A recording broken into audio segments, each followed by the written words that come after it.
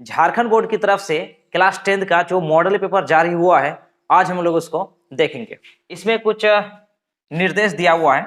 निर्देश में क्या है, परीक्षार्थी यथासंभव अपने शब्दों में उत्तर दे।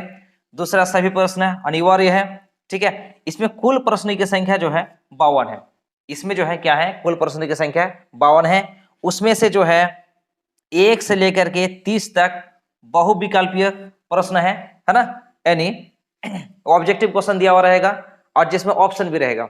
ठीक है, तो आज के इस वीडियो में हम लोग 1 से लेकर के 30 तक जो ऑब्जेक्टिव क्वेश्चन है उसको हम लोग देखेंगे। ठीक है, आगे की क्लास में जैसे यहाँ पे क्वेश्चन नंबर 31 से 38 तक जो है लघु उत्तरीय प्रश्न है, जिसमें से किन्हीं 6 प्रश्न का उत्तर देना है।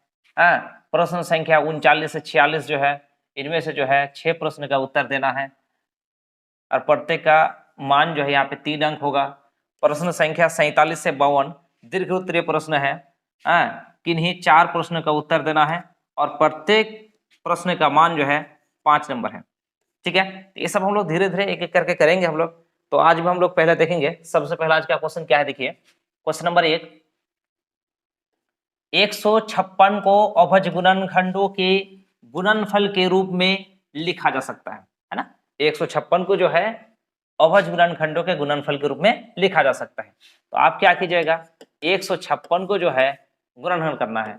2 से 7 को 2 से गुना करेंगे 14, एक बचा यानी 16 हो गया। 8 दुगुना 16 हो गया। 2 से 3 दुगुना 6, एक बचा, एक और 9 18, 18 यानी 9 दुगुना 18। फिर 3 से जाएगा, 3 एक 3, 3 तिया 9, उसके बाद और नहीं जाएगा, है ना। यानी 2 गुना 2 गुना 3 गुना 13।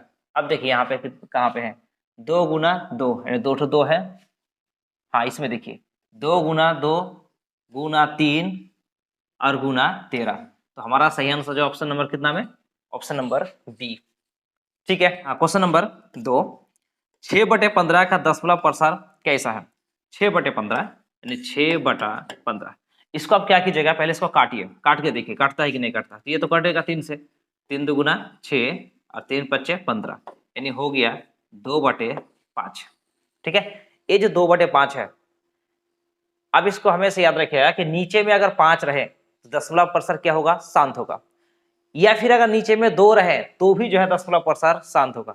या फिर 2 और 5 रहे, 2 और 5 रहे तो भी दशमलव प्रसार शांत होगा। या फिर अगर सिर्फ 5 रहे तो भी दशमलव प्रसार शांत होगा। या फिर नीचे में 2 रहे सिर्फ तो भी दशमलव प्रसार शांत होगा। तो हमारा सही आंसर हो जाएगा दशमलव प्रसार कैसा है तो क्या होगा, शांत होगा, यानी ऑप्शन नंबर 1। ठीक है, उसके बाद देखिए क्वेश्चन नंबर 3,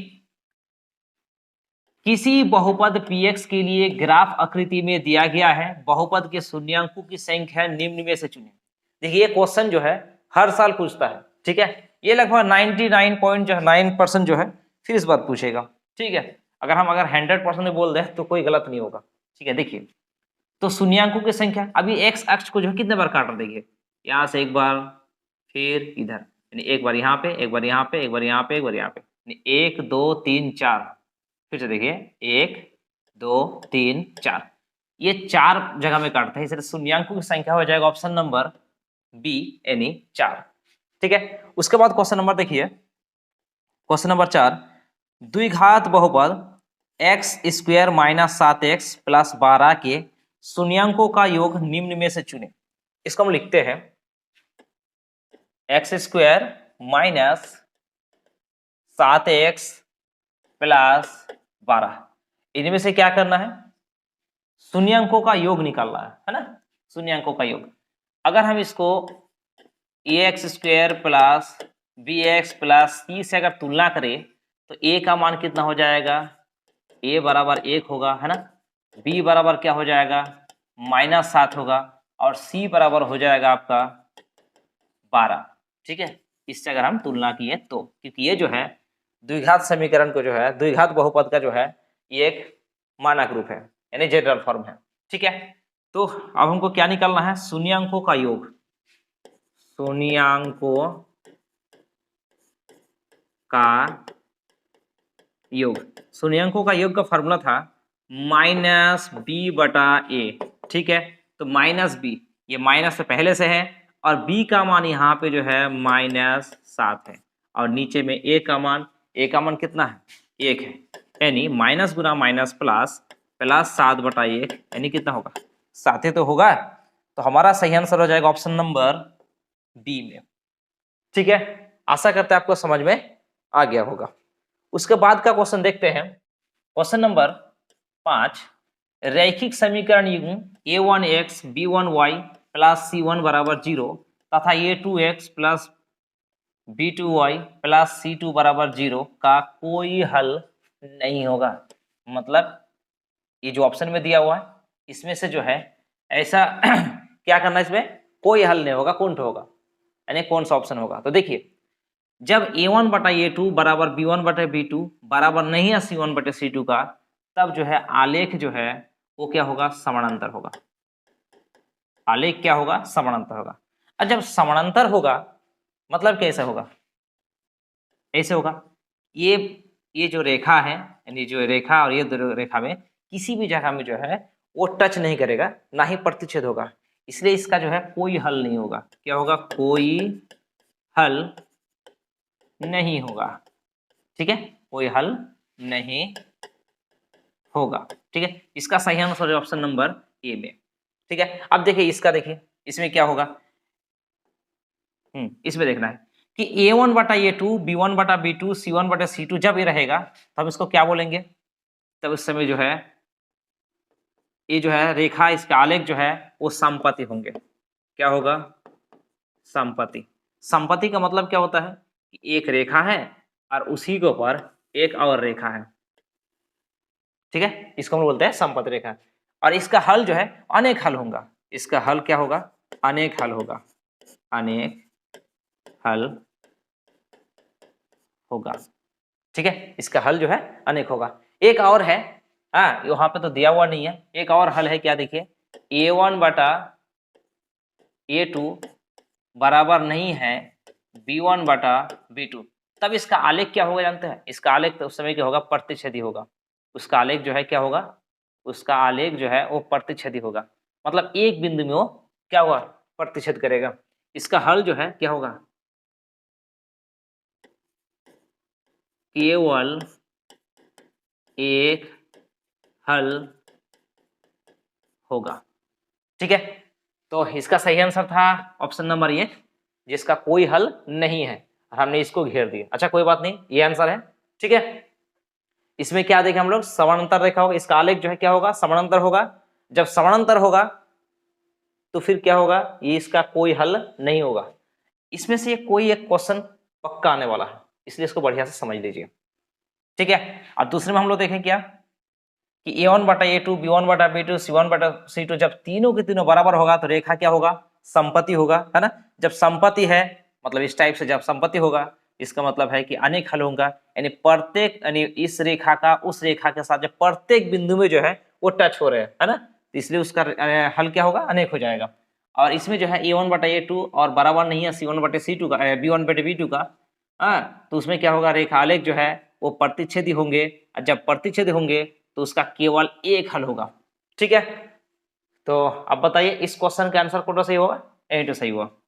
ठीक ठीक ठीक, उसके बाद देखिए क्वेश्चन नंबर 6, समीकरण x माइनस वाई प्लस 9 बराबर 0 और 3x माइनस 2y प्लस 12 बराबर 0 के द्वारा निरूपित रेखाएं, मतलब इसमें जो है, इसमें इसके द्वारा जो निरूपित रेखाएं होते हैं उसको देखना है। देखिए हम इसको दोनों को लिखते हैं यहाँ पे, ये दोनों को हम यहाँ पे लिखते हैं x माइनस वाई प्लस 9 बराबर 0। ठीक है, उसी के नीचे में जस्ट इसको लिखेंगे 3x, हाँ 3x माइनस 2y प्लस 12 बराबर 0। ठीक है, ये समीकरण है। इसमें चेक करना है कि a1 बटा a2 b1, जिस तरह यहाँ में बताया सेम उसी तरह से देखिए, तो हम यहाँ पे लिखेंगे a1 बटा a2, a1 बटा a2, यहाँ पे कुछ नहीं मतलब क्या, एक है, यानी 1 बटा, ओ सॉरी 3 है, a2 कितना है 3 है ना। उसके बाद हम लोग देखते हैं यहाँ पे, थोड़ा सा कलर चेंज कर देते हैं, b1 बटा b2, b1 कितना है देखिए यहाँ पे कुछ नहीं मतलब क्या 1 है, यानी -1 बटा कितना है यहाँ पे b2 भी -2 है, -2 माइनस माइनस खत्म हो जाएगा, यानी कितना हो जाएगा बताइए 1/2। ठीक है, यहाँ पे 1/3 है और यहाँ पे 1/2 है। क्या मिल गया हमको यहाँ पे a1/a2 और b1/b2 दोनों क्या है एक दूसरे का बराबर नहीं है, यही ना मिला हमको। a1/a2 बराबर नहीं है b1/b2 का, तो क्या होगा इसका आलेख जो है प्रतिच्छेदी होगा और के वाला है एक हल होगा। इसमें से कौन होगा देखिए, संपत्ति है ये तो नहीं हो सकता है, समानांतर है ये भी नहीं हो सकता है, यानी क्या होगा प्रतिच्छेदी होगा, यानी हो जाएगा प्रतिच्छेदी। ठीक है, कोई दिक्कत नहीं है। चलिए आगे देखते हैं हम लोग। क्वेश्चन नंबर 7, समीकरण युग्म 2x + y = 6 और 5x - y = 1 का हल है। अब इसको हल निकालिए। या तो आप एक काम कर सकते हैं, इसको निकालने के लिए जो ऑप्शन दिया ना उसको यहाँ पे बैठाना है, बैठाने के बाद LHS RHS को बराबर करके देखना है, चेक करना है, या फिर आप इसको डायरेक्ट इसका मान निकाल लीजिए। ठीक है, आपको जो मर्जी। हम यहाँ पे करेंगे इसका हल करेंगे, यानी 2x + y = 6 लिखेंगे, 2x + y = 6, 2x + y = 6 और एक है 5x - y = 1। 5x क्या जो देखें 5x - y = 1, 5x - y = 1। ठीक है, इसको समीकरण 1 मान लेते हैं, ये जो है ना इसको समीकरण 1 मानेंगे और इसको समीकरण 2 मानेंगे। समीकरण 1 चलिए यहीं पे मान लेते हैं, समीकरण 2। अब यहाँ पे क्या करेंगे, समीकरण 1 से समीकरण 2 को क्या कर देंगे जोड़ करेंगे, समीकरण 1 और प्लस समीकरण 2 को जोड़ कर लेंगे। तो क्या है यहाँ पे 2x + y = 6, अब यहाँ पे 5x - y = 1, ये कटेगा प्लस माइनस कट जाएगा। यहाँ पे क्या है 2x + 5x कितना हो जाएगा 7x हो जाएगा, और यहाँ पे कितना 6 और 1 कितना होगा 7 है, यानी x = 7/7, यानी कट के कितना हो जाएगा 1 निकल 1 हो जाएगा। ठीक है ना, अब वही x का मान जो है इसमें रख देंगे, समीकरण 1 में रख देंगे, यानी 2x + y = 6, उसमें क्या किसका मान रखेंगे x का मान, x का मान कितना है 1 है, 1 रख दिए बराबर 6, तो 2 + y = 6 हो जाएगा, है ना। तो y बराबर ये प्लस का 2 उस पर जाएगा तो कितना हो जाएगा -2 यानी 4, यानी x का मान कितना हो गया 1 हो गया और y का मान जो है 4 हो गया, 1 4 है ना, 1 4, x का मान हो गया 1 और y का मान कितना हो गया 4, तो हमारा सही आंसर हो जाएगा यही वाला ऑप्शन। ठीक है, कोई दिक्कत नहीं है।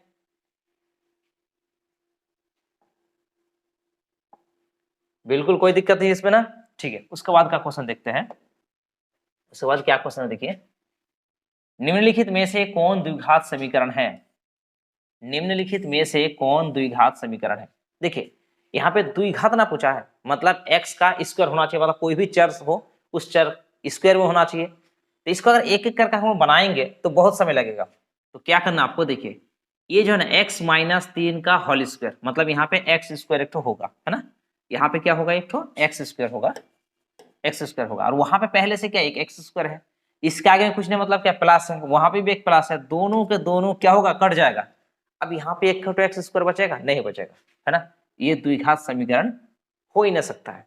ठीक है, उसके बाद वाला इसमें देखते हैं। देखिए इसमें वही कहानी है, इसमें एक तो x² होगा, है ना, a + b होल स्क्वायर अगर तोड़ेंगे a² + b² 2ab + b², तो यहाँ पे x² होगा और यहाँ पे x² पहले से है, तो ये वाला भी जो है ना x² कट जाएगा, तो मतलब यहाँ पे एक भी x² बचेगा नहीं, तो क्या ये द्विघात समीकरण हो सकता है, नहीं होगा। ठीक है, उसके बाद यहाँ पे देखिए, हाँ इसको हम करके देख लेते हैं, क्या है x + 1 का स्क्वायर, x + 1 का स्क्वायर और बराबर 2x - 3। ठीक है, हाँ इसमें चेक कर लीजिए, x² यहाँ पे होगा लेकिन वहां पे x² नहीं है, मतलब x² ये बचेगा यहाँ। बढ़िया सा चेक कर लेते हैं, a + b होल स्क्वायर का फॉर्मूला में a² प्लस 2ab, 2a का मान यहाँ पे x, b जो है 1 प्लस b स्क्वायर बराबर वहां पे 2 को 1 से गुना करेंगे 2x माइनस 2 को 3 से गुना करेंगे 6 हो जाएगा। एक्स स्क्वायर 2 को 1 से गुना करेंगे 2x है ना, और प्लस 1 बराबर 2x माइनस 6। इधर का 2x और उधर का 2x कट जाएगा है ना, इधर बचेगा एक्स स्क्वायर प्लस 1 माइनस 6 है, इस पर आएगा तो क्या हो जाएगा प्लस हो जाएगा, 1 और 6 कितना होगा 7 होगा। ये जो है क्या है द्विघात समीकरण है। इसका सही आंसर हो जाएगा हमारा ऑप्शन नंबर 3 जो द्विघात समीकरण है। कोई दिक्कत नहीं है। उसके बाद का क्वेश्चन देखिए, द्विघात समीकरण x square plus 7x plus 6 बराबर 0 की मूलों की प्रकृति है। अब मूलों की प्रकृति ठीक है, इसको अगर हम लोग x square plus b x plus c यानी x square plus b x plus c से अगर हम लोग सी बराबर 0 से अगर हम लोग तुलना करें तो हमको क्या क्या प्राप्त होगा। देखिए यहां से प्राप्त हो जाएगा ए का मान 1,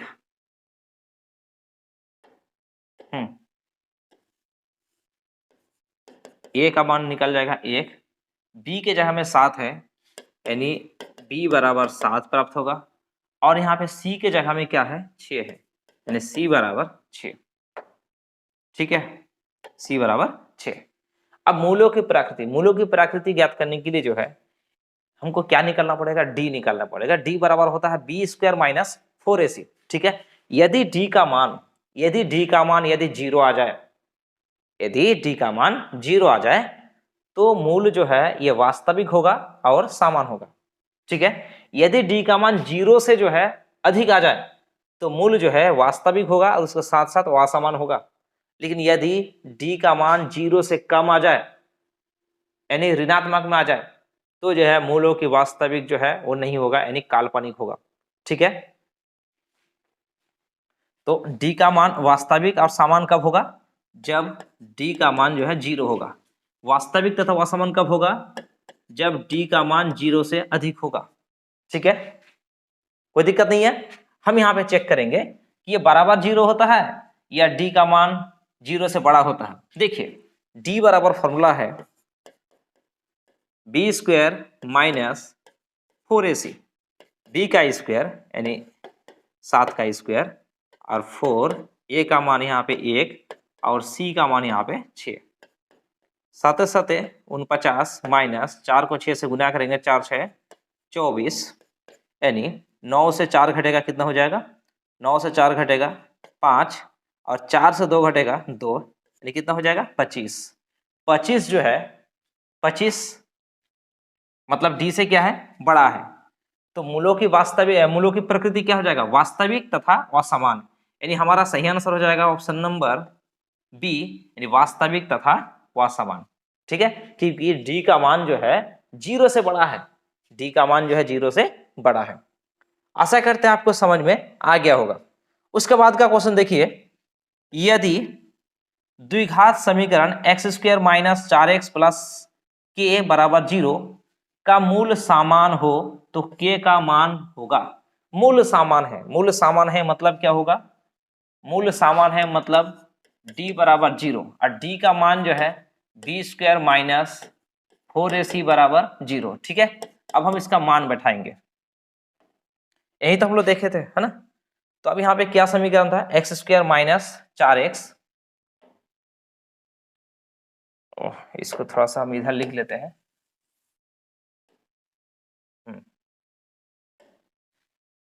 क्या था समीकरण, क्या था, x square minus 4x, x square minus 4x plus के बराबर 0, यही तो था, x square minus 4x plus के बराबर 0। ठीक है, इसमें k का मान हमको निकालना है। अब देखिए सेम प्रोसेस वही है कि a x square plus b x plus c से अगर तुलना करें तो a बराबर कितना होगा, यहाँ पे 1 होगा, b बराबर कितना होगा -4 होगा और c बराबर k होगा। ठीक है, अब हमको उस यानी b और ये c का मान जो है हम यहाँ पे बैठा देंगे है ना। b का स्क्वायर मतलब -4 का स्क्वायर -4 गुना a का मान कितना है 1 है और c का मान जो है k है बराबर 0।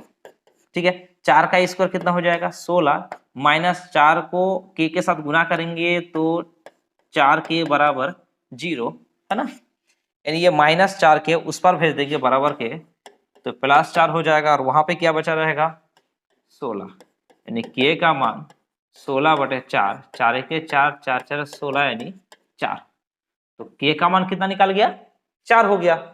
तब हमारा सही आंसर हो जाएगा ऑप्शन नंबर किसमें 4 है, ऑप्शन नंबर सी में, है ना, ये जो है सही आंसर हो जाएगा। कोई दिक्कत नहीं है, आशा करते हैं।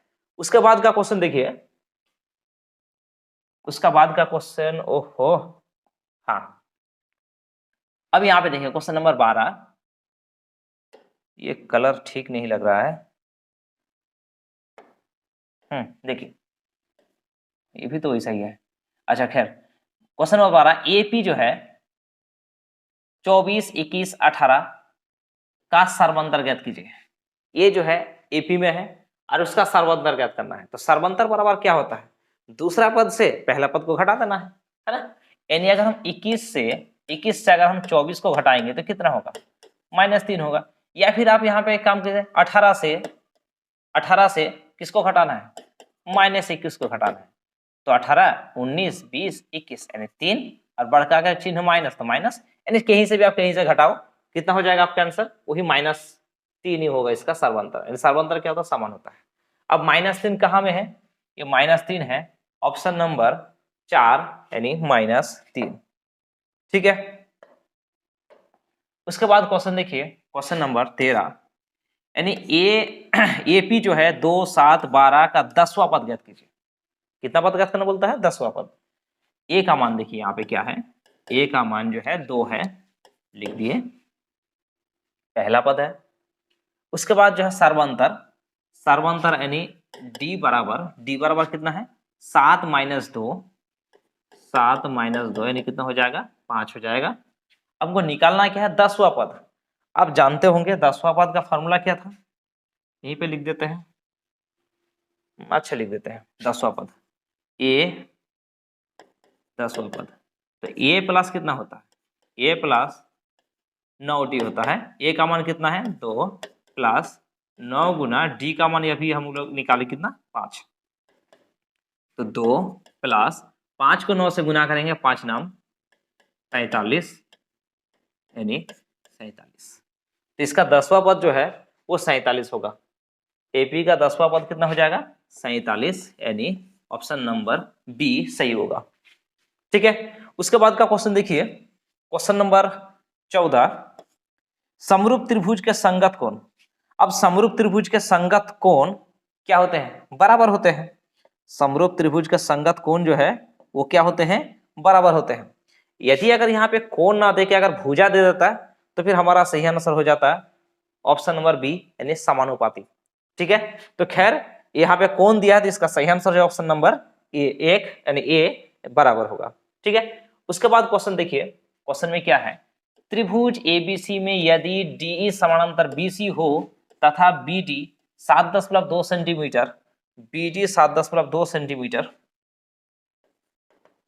2 सेंटीमीटर, एई जो है 1.8 सेंटीमीटर और ईसी कहाँ पे, हाँ इधर 5.4 सेंटीमीटर हो तो एडी का मान क्या होगा, एडी का मान क्या होगा, यानी एडी का मान क्या होगा।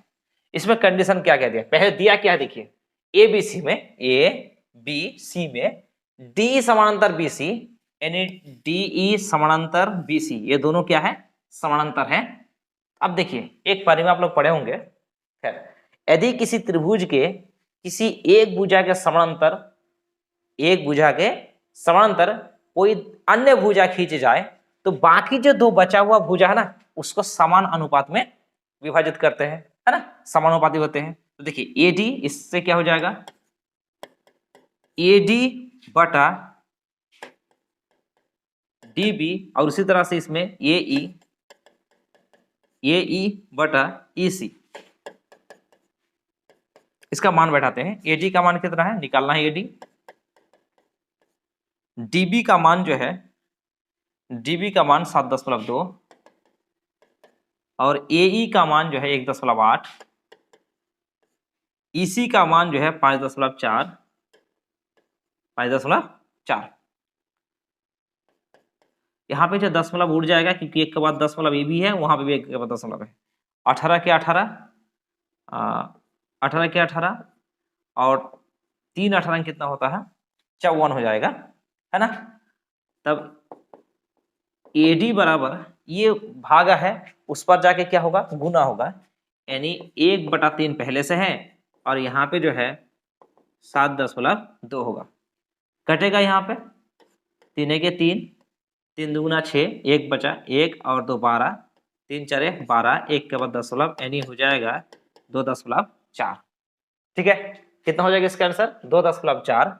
2.4 कहाँ पे है, ऑप्शन नंबर सी में है ना, 2.4, कोई दिक्कत नहीं है।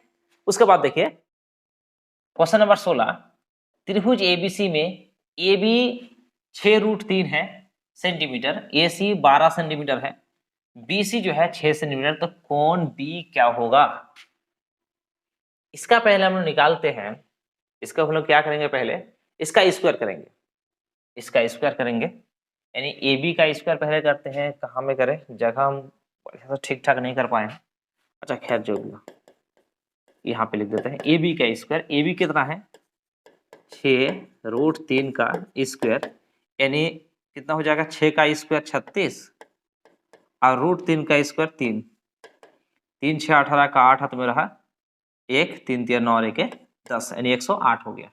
अब हम लोग निकालेंगे AB हो गया, अब उसके बाद AC, AC का स्क्वायर करेंगे, AC कितना है 12, 12 का स्क्वायर यानी कितना हो जाएगा 144, और BC जो है 6 सेंटीमीटर, BC जो है 6 सेंटीमीटर, 6 स्क्वायर है ना, तो 6 6 कितना हो जाएगा 36 होगा। ठीक है, अब यहाँ पे देखिए, अगर ये दो भुजा को, दोनों का स्क्वायर को अगर हम जोड़ करते हैं, BB स्क्वायर और BC स्क्वायर जोड़ते हैं, 108 और 36 को जोड़ेंगे तो 8 6 14 का 4 हाथ में रहा 1, 1 और 3 के 4 हो गए 1, मतलब ये दोनों को जोड़ किए तो 144 प्राप्त हुआ। ठीक है, इसका मतलब ये हुआ कि AB स्क्वायर और BC स्क्वायर को जोड़ किए, योग किए, तो क्या प्राप्त हुआ, AC स्क्वायर प्राप्त हुआ। मतलब ये जो है एक समकोण त्रिभुज है ना, क्या है ये, समकोण त्रिभुज है। अब यहाँ पे जो AC क्या है, AC जो यहाँ पे सबसे बड़ा भुजा है यानी कर्ण है, और कर्ण के सामने में जो भुजा रहेगा उसको हम लोग क्या कहेंगे, 90 डिग्री समकोण। इसका चित्र तब कैसे होगा, इसका चित्र हो जाएगा AC, हाँ AC आपका क्या है, कर्ण है, तो यहाँ पे क्या होगा, B होगा, तो B तब कितना हो जाएगा 90 डिग्री हो जाएगा, यानी कोण B कितना हो जाएगा 90 डिग्री, जो हमारा सही आंसर हो जाएगा ऑप्शन नंबर सी में, ऑप्शन नंबर सी यानी 90 डिग्री। ठीक है, उसके बाद क्वेश्चन देखिए, बिंदु 2 3 और 4 1 के बीच की दूरी है ना, ये दो बिंदु दिया हुआ है, इसके बीच की दूरी ज्ञात करना है। तो दूरी बराबर क्या फॉर्मूला था, दूरी बराबर फॉर्मूला था root under x2 minus x1 का square plus y2 minus y1 का स्क्वायर। ठीक है, यही ना फॉर्मूला था। अब यहाँ पे देखिए x2 कौन तो है, ये x2 है यानी 4, x1 2 है, 2 का स्क्वायर प्लस y2 कितना है, y2 1 है, 1, और y1 कितना है 3 है, इसका भी जो है स्क्वायर। ठीक है, अब क्या होगा देखिए, 4 माइनस 2 कितना होता है, 2 होता है, 2 का स्क्वायर कितना होगा 4 होगा, 2 का स्क्वायर कितना होगा 4, और प्लस 1 से 3 तो घटेगा नहीं, 3 से 1 घटाओ कितना हो जाएगा -2 होगा, -2 का स्क्वायर कितना होता है 4, है ना 4, तो 4 को 4 से जोड़ करेंगे, 4 और 4 जोड़ करेंगे कितना हो जाएगा 8 हो जाएगा। अब 8 को हम लोग जब तोड़ेंगे तो 2√2। ठीक है, तो यहाँ पे जिसका दूरी जो है 2√2 होगा, 2√2 कहाँ पे है, 2√2, हाँ ये 2√2 मात्रक। ठीक है, कोई दिक्कत नहीं होना चाहिए। उसके बाद का क्वेश्चन देखिए, ये तो 17 नंबर हो गया। उसके बाद देखिए क्वेश्चन नंबर 18। बिंदु 2, 5 और 4, 7 को मिलाने वाले रेखाखंड का मध्य बिंदु है। अब मध्य बिंदु ज्ञात करना है। तो मध्य बिंदु का फॉर्मूला क्या था? x1 प्लस x2 बटा 2 कॉमा y1 प्लस y2 बटा 2। अब यहाँ पे x1 कितना है बताइए? 2 है। हम यहाँ पे 2 लिख दिए। x1 2 है। x2 कितना है? 4 है, 4 लिख दिए बटा 2। और y1 कितना है यहाँ पे? 5 है। और y2 कितना है? 7 है बटा 2। 2 और 4 कितना होता है? 4 और 2 कितना होता है? 6। 6 बटा 2। 7 और 5 12 बटा 2। 6 को 2 से भाग करेंगे तो हो जाएगा 3। और यहाँ पे काटेंगे यानी भाग करेंगे 12 को 2 से तो कितना हो जाएगा? 6। तो हो जाएगा हमारा मध्य बिंदु वाला पॉइंट कितना? 3, 6। अब 3, 6 कहाँ में है? कहाँ पे है? यहाँ पे है 3, 6 यानी ऑप्शन नंबर सी में है 3, 6। ठीक है। Question number 19। यदि a 0, 0 b 5, 0 c 0, 6 हो तो त्रिभुज ABC का क्षेत्रफल होगा। ठीक है। अब क्या करना हमको? ABC का क्षेत्रफल ज्ञात करना। तो त्रिभुज का क्षेत्रफल का फॉर्मूला होता है, हम यहाँ पे इसको लिख दिए, पहले से लिख दिए थे। त्रिभुज ABC का क्षेत्रफल बराबर होता है 1/2। पहले हम यहाँ पे x1 को रख देंगे, x1 को रख दिए तो x2 minus y2 minus y3। फिर हमने यहाँ पे x1 रख दिए तो x2 रखेंगे, फिर हो जाएगा y3 माइनस y1। यहाँ पे हमने क्या किया? x2 रखे थे, अब रख देंगे x3। जब x3 रखेंगे तो क्या हो जाएगा? y1 minus y2। ठीक है। इसमें सिर्फ आपको मान बैठा देना है ना? 1/2 x1। x1 कितना है? x1 जो है 0 है। ठीक है। y2, अब y2 का मान कितना है? y2 का मान जो है यहाँ पे 0 है। y3 का मान, y3 का मान 6 है प्लस x2, x2 का मान कितना है? 5 है, 5। y3 का मान कितना है? y3 का मान 6 है। y1 का मान कितना है? 0 है। ठीक है। प्लस x3, x3 का मान कितना है? 0 है। y1 का मान कितना है? 0 माइनस y2 का मान कितना है? 0। ठीक है। 1/2। यहाँ पे 0 का साथ किसी का भी गुना करेंगे कितना हो जाएगा? 0 हो जाएगा। प्लस यहाँ पे देखिए 6 से अगर 0 घटाएंगे तब होगा 6 होगा। 6 को 5 से गुना करेंगे, 5 6 30। और इधर जो है 0 का साथ गुना करेंगे तो कितना हो जाएगा? 0 हो जाएगा। ठीक है। अब 1/2 गुना यहाँ पे कितना होगा? 30। 2 1 के 2, 15 2 गुना 30 यानी कितना हो जाएगा? 15। ठीक है। आंसर कितना हो जाएगा? त्रिभुज का क्षेत्रफल हो जाएगा 15 वर्ग मात्रक। ठीक है। 15 वर्ग मात्रक कहाँ पे है? ऑप्शन नंबर बी, 15 वर्ग मात्रक। ठीक है। कोई दिक्कत नहीं है। उसके बाद देखिए क्वेश्चन नंबर 20। साइन ए बराबर 3/5 तो टेन ए बराबर क्या होगा? साइन ए बराबर 3/5 लिखेंगे। साइन ए बराबर 3/5। ठीक है। साइन ए बराबर कितना है? 3/5। तो टेन ए का मान निकालना है। किसका मान निकालना है? टेन ए का मान निकालना है। तो साइन का फॉर्मूला क्या होता है? बोलिए, साइन बराबर क्या फॉर्मूला होता है?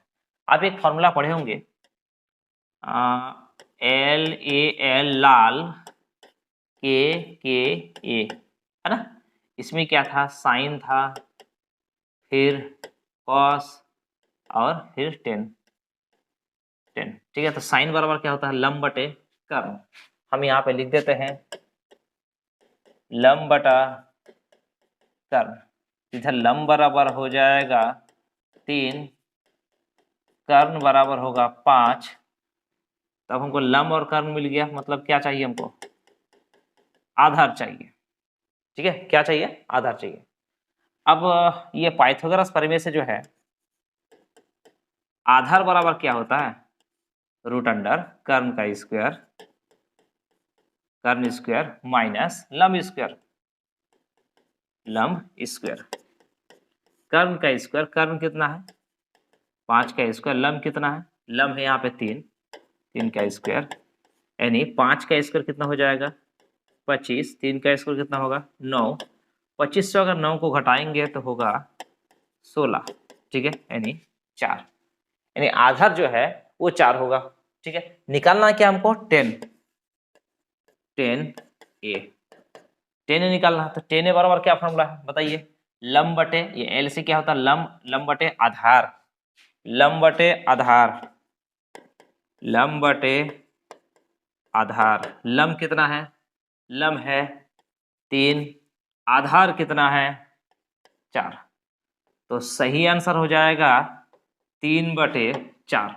ठीक है, 3/4 कितना में है ऑप्शन में 3/4, एंड ऑप्शन नंबर सी में है 3/4, कोई दिक्कत नहीं है। चलिए उसके बाद का क्वेश्चन देखिए, क्वेश्चन नंबर 21, 2 sin स्क्वायर ए बराबर 1 हो तो कोण ए का मान ज्ञात कीजिए, है ना।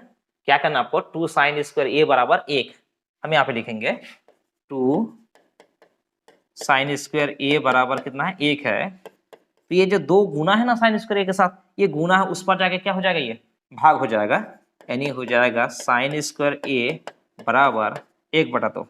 ठीक है, अगर हम यहाँ पे से स्क्वायर को अगर हटा दे, क्या करें, स्क्वायर को अगर हटा दे, यानी साइन ए सिर्फ लिखिए तो यहाँ पे हो जाएगा रूट 1/2, यानी 1 का रूट कितना होता है 1 होता है, और नीचे में कितना हो जाएगा रूट 2 होगा। ठीक है, अब साइन ए बराबर 1/√2, यानी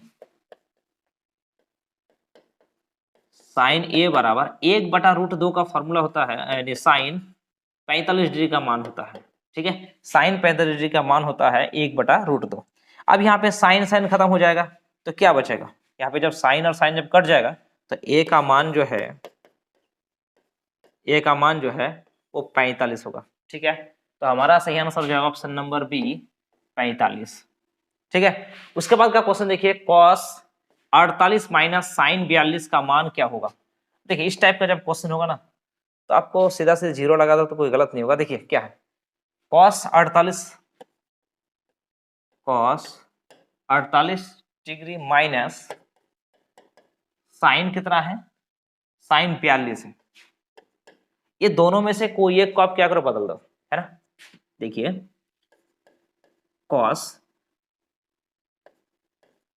90 से हम कितने को घटाएंगे जो 48 होगा, अगर हम 90 से 42 को घटाते हैं तो कितना हो जाएगा 48 होगा, और यहाँ पे जैसा है वैसा हम इसको लिख देंगे, यानी साइन 42 डिग्री यहाँ पे लिख दिए। ठीक है, अब cos 90 माइनस थीटा बराबर फॉर्मूला होता है साइन थीटा, यानी साइन थीटा के जगह में क्या है 42 है तो साइन 42 डिग्री, और माइनस यहाँ पे भी जो है साइन 42 डिग्री। अब देखिए एक के आगे में प्लस है, दूसरे के आगे में माइनस है, तो कितना हो जाएगा 0 ना होगा। ठीक है, अरे रे रे,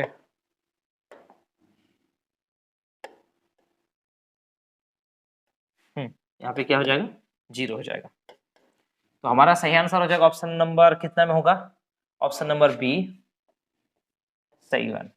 ठीक है, उसके बाद क्वेश्चन नंबर 23 यहाँ पे नहीं है, अगले में देखिए, अगले पेज में हम लोग देखते हैं क्वेश्चन नंबर 23। भूमि के एक बिंदु से जो मीनार के पद बिंदु से 30 मीटर की दूरी पर है, मीनार के शिखर का उन्नयन कोण 30 डिग्री है, तो मीनार की ऊंचाई ज्ञात कीजिए। भूमि के एक पद बिंदु से जो है, यानी देखिए ये भूमि के पद बिंदु से, यानी यहाँ से यहाँ तक की जो दूरी है वो 30 मीटर है, 30 मीटर है ना, 30 मीटर है, और उसके शिखर का उन्नयन कोण जो है वो 30 डिग्री है। कितना है 30 डिग्री है, तो मीनार की ऊंचाई ज्ञात कीजिए, मतलब इसको ज्ञात करना है, तो इसको मान लेते हैं ए बी सी। अब ये तो सीधा लंब है, मतलब क्या हो 90 डिग्री में होगा, है ना, किसमें होगा ये 90 डिग्री में होगा। हमको क्या निकालना है, ए बी निकालना है।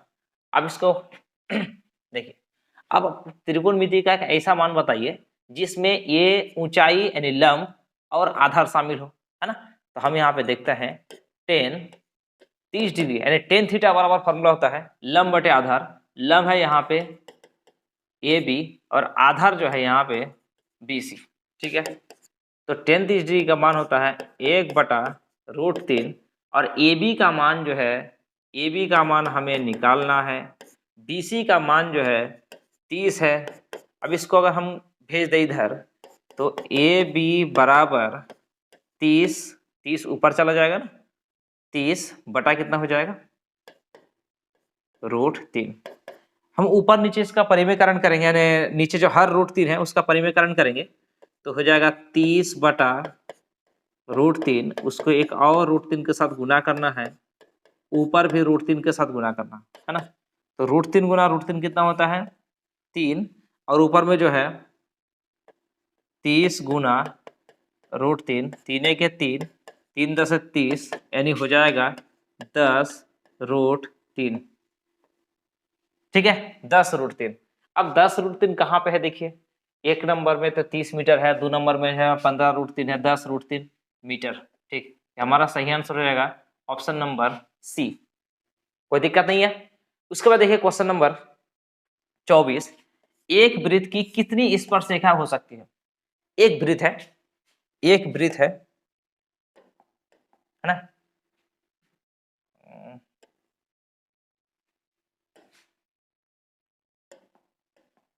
एक वृत्त है, एक वृत्त की कितनी स्पर्शरेखाएं हो सकती है। एक वृत्त की कितने स्पर्शरेखा हो सकते हैं, बहुत सारा हम लोग खींच सकते हैं। एक वृत्त की जो है अनगिनत स्पर्शरेखा हो सकते हैं, है ना। तो यहाँ पे ऑप्शन में है 1 2 अनंत, यही सही आंसर होगा। एक वृत्त की जो है असीमित रूप से मतलब अनेक जो है स्पर्श रेखाएं हो सकती है, अनंत स्पर्श रेखाएं हो सकती है, ठीक है। उसके बाद का क्वेश्चन देखिए, यहाँ पर क्वेश्चन नहीं है 24 के बाद होता है 25 नंबर। 25 नंबर क्वेश्चन में देखिए क्या है, यदि टीपी केंद्र O वाले किसी वृत्त पर दो स्पर्श रेखाएं इस प्रकार है ना, ये जो है दो स्पर्श रेखा है जिसमें POQ बराबर 110, यानी ये जो है 110 डिग्री दिया है, तो PTQ निकाले, PTQ यानी ये वाला का मान हमको निकालना है। देखिए ये बहुत आसान है, बहुत ही सिंपल है। देखिए ये जो है ना केंद्र से ये स्पर्श रेखा है और यहाँ केंद्र से जो त्रिज्या से मिला हुआ है, तो ये जो है 90 डिग्री होता है। कितना होता है 90 डिग्री। सेम उसी तरह से ये भी कितना होगा 90 डिग्री होगा। यदि हम इसको चारों को जोड़ते हैं तो इसका योगफल कितना हो जाएगा 360 डिग्री, क्योंकि एक भुजा, दूसरा भुजा, तीसरा, चौथा, 4 भुजाओं से घिरा मतलब ये चतुर्भुज है, तो चतुर्भुज के चारों कोनों का योगफल कितना होगा 360 डिग्री। हम इसको जोड़ करते हैं, योग कर लेते हैं, 90 हुआ इधर, इधर कितना है 110, इधर भी कितना है 90 और इसको हम बोलेंगे PTQ यानी कोण, और सभी को योग करके कितना होता है 360, ठीक है। जोड़ कीजिए 0 0 0 0, 9 और 1 10, 10 और 9 19 का 9 हाथ में रहा 1, 1 और 1 2, 290 प्लस PTQ बराबर 360, ठीक है। तो यहाँ पे PTQ बराबर 360, ये 290 उस पर भेज देंगे तो कितना हो जाएगा -290, यानी अगर इसको हम घटाएंगे 0 से 0 घटेगा कितना होगा 0।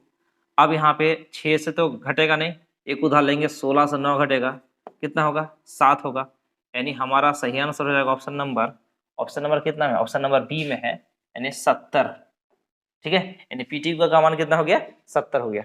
अब इसी से देख लिए 110 और 70 180 और 90 90 कितना 180। अब इस चित्र से आप इसको बना सकते हो, है ना। ये दोनों 90 90 180 हो गया खत्म। अब यहाँ पे 110 बचा हुआ, 110 और सामने वाला कितना 70, कितना जोड़ेंगे तो मतलब 180 होगा, तो 70 जोड़ेंगे 180 हो जाएगा, मतलब यहाँ से हो गया हमारा सही आंसर हो गया ऑप्शन नंबर 2 70, ठीक है। उसके बाद का क्वेश्चन देखिए, क्वेश्चन नंबर 26, यदि एक वृत्त का परिमाप और क्षेत्रफल संख्यात्मक रूप से बराबर है तो उस वृत्त की त्रिज्या है, वृत्त का जो परिमाप है और संख्यात्मक जो क्षेत्रफल है दोनों जो है यानी क्षेत्रफल जो है दोनों संख्यात्मक रूप से क्या है बराबर है ना। परिमाप, वृत्त का परिमाप का फॉर्मूला होता है 2 पाई आर बराबर है किसके, पाई आर स्क्वायर के, पाई आर स्क्वायर के, मतलब क्षेत्रफल के बराबर है ना। अब यहाँ पे देखिए ये पाई पाई तो कट जाएगा है ना, यहाँ पे एक आर है और यहाँ पे 2 ठो आर है, उसको कट के 1 हो जाएगा, यानी वहां पे क्या बचा हुआ, सिर्फ आर बचा हुआ है, और इधर क्या बचा हुआ है, 2 बचा हुआ है, यानी आर बराबर 2। तो आर बराबर 2, 2 मात्रा कहाँ पे है, ऑप्शन नंबर 1 में है, यानी 2 मात्रक। कोई दिक्कत नहीं है, चलिए आगे बढ़ते हैं हम लोग। क्वेश्चन नंबर 27, एक घोड़ा 7 मीटर लंबे रस्सी से एक घास के मैदान में बंधा है, उस भाग का क्षेत्रफल क्या होगा जिसमें घोड़ा घास चर सकता है। अब देखिए यहाँ पे मान के चलो कि ये 7 मीटर जो है लंबी रस्सी से घोड़ा जो है बंधा हुआ है, तो ये घोड़ा जब बंधा हुआ तो कैसे घूमेगा, ये वृत्ताकार पथ में तो घूम सकता है वो, है ना, तब जाके क्या हो गया, ये वृत्त हो गया। अब वृत्त का यानी 7 मीटर, तब इसके लिए क्या हो गई, ये त्रिज्या हो गया, है ना, 7 मीटर क्या हो गया, इसका त्रिज्या हो गया, यानी आर बराबर 7 मीटर। हमको क्या निकालना है, इसका क्षेत्रफल निकालना है। तो वृत्त का क्षेत्रफल बराबर क्या था, पाई आर स्क्वायर, पाई का मान 22/7, आर स्क्वायर, आर कितना है 7 का स्क्वायर, मतलब 7 गुना 7, एक साथ कट गया, हाँ 7 दूना 14 का 4 हाथ में रहा 1, 7 दूना 14 के 15, यानी 154 क्या होगा मीटर स्क्वायर, जो हमारा ऑप्शन नंबर 1 में है, ठीक है 154 मीटर स्क्वायर। उसके बाद देखिए सबसे बड़े बांस की लंबाई बताइए जो एक 12 मीटर लंबे, 9 मीटर चौड़े और 8 मीटर ऊंचे कमरे में रखी जा सकती है।